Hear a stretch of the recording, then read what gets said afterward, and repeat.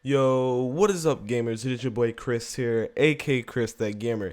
Today, guys, we're going to be looking at how to win more gunfights in Call of Duty Black Ops 3. This is probably one of the hardest Call of Duty games to continue to win gunfights consistently, since there's no toughness or hardened perk in this game like there was in previous Call of Duties, which makes it hard because there's now a random feeling when you get into gunfights all the time. And I know a lot of you guys are probably wondering, how do you win more gunfights? Because you're probably dying over and over again because of the flinch that is in this game. The gameplay you guys are going to be watching is a sick nuclear choke. I choked the nuclear. I ended up going 25-0 and I choked. I thought I was really a god. I started playing fast. I got way too cocky and I was in their spawn and I ended up choking the nuclear. You guys are definitely going to enjoy the gameplay. Just make sure you guys sit back, relax, and enjoy the gameplay. It really is a sick nuclear fail. So for winning more gunfights in this game, the first tip that I would have to say, which is very obvious, is play a lot of Call of Duty Black Ops 3, because every single time you play, you get to understand the flinch in this game. But another thing that you guys need to know in this game is that obviously the flinch makes your gun go up. You need to make sure that when you're playing this game that your centering is on point, that you are always in the middle of your screen, that your crosshairs are always centered. This is a really huge tip. I've been doing this in so many other Call of Duties and it helps a lot. Centering could literally mean that you could win the gunfight that you are about to get into in a couple seconds, because if somebody shoots at you first, you're centered, like literally you're centered on your screen, which means when that person gets into your crosshairs, you're centered. You're always moving your crosshairs to where you're centered on the map. So if you come around the corner, you're not going to keep your crosshairs on the ground because you're running. You're going to push them up into the center of your screen. So if somebody was around that corner and they start shooting at you, you're going to flinch up and you could possibly get a headshot because of that. I've seen a lot of things happen that also happened in a tournament in Black Ops 2 Call of Duty Championships against Nade Shot. A person did that to him because they had the cap 40s,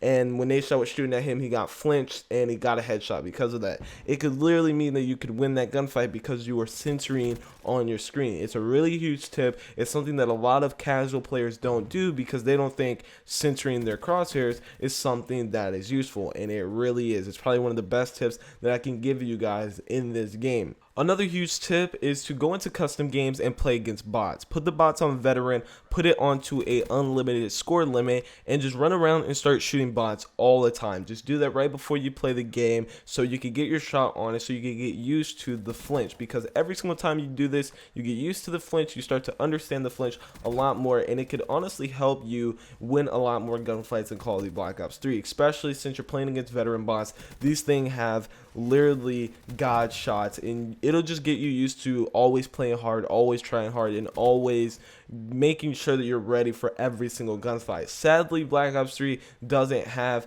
a fire range like Advanced Warfare did, and I'm not gonna lie, fire range was so useful back in Advanced Warfare because you could just get your shot on. You can make sure that you are always warm when you're playing Call of Duty. You can make sure that your shot's not shaky. When you went into that firing range and you noticed that you were getting a long time, it was taking you a long time to finish the easy courses rather than the hard courses, then you knew that your shot wasn't on and you had to continue trying over and over again. And the sad thing is that's not in this game, so you have to try different methods to make sure that your shot is on, which means playing a lot more. It means making sure that your centering is on point, and when you have time to go into custom games, play against some bots on veteran just so your shot can be on, and make sure that you're just getting those amazing gunfights. Now obviously this is a no-brainer. You got to make sure that you're playing smart. You can't just be going in there balls deep, not paying attention, because that's literally what I did in this gameplay. I did this in this gameplay, and this is why I died 25-1, because I thought that I was literally the best player